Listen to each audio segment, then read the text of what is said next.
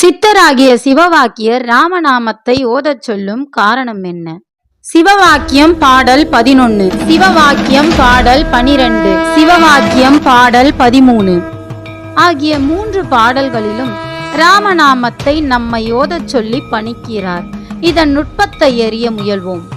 ராமநாமம் 1000 ஸ்லோகங்கள் சொன்ன பலனை நல்க வல்லும் மாமந்திரமாகும். ராம என்னும் சொல்லில் இருக்கும் ரா என்பது அஷ்டாட்சரமான ஓம் நமோ நாராயணா என்பதிலிருந்தும், ராம என்னும் சொல்லில் இருக்கும் மா என்பது பஞ்சாட்சரமான நமசிவாய என்பதிலிருக்கும் மாவும் சேர்ந்து ராம என்றானது. அஷ்டாட்சரமான ஓம் நமோ நாராயணா என்பதில் இருக்கும் ரா பிராணசக்தியை குறிக்கும். பஞ்சாட்சரமான நமசிவாய என்பதில் இருக்கும் மா ஆன்மசக்தியை குறிக்கும். பிராணசக்தி மற்றும் ஆன்மசக்தி இவை இணைந்து உருவான சொல் ராம என்பதாகும். குமர என்னும் வார்த்தையும் இதனுள் ஒளிந்துள்ளது. ராம ராம ராம ராம ராம என்று சொல்லும் போது மர மர மர என்னும் ஒலிக்கும் குமரபீஜமும் இதனுள் ஒளிந்துள்ளது.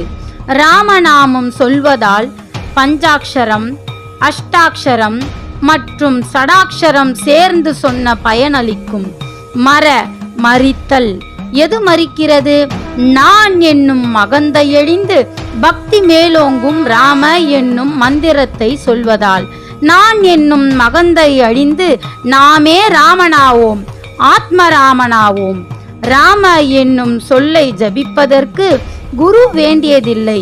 ஏனென்றால் ராமநாமமே தனக்குள்ளேயே குருவையும் கொண்டுள்ளது. ஆகவே சிவவாக்கிய பெருமான் வாக்குப்படி ராமநாமத்தை ஓதி பக்தியும் ஞானமும் பெற்று உயர்வோம். நன்றி, வணக்கம்.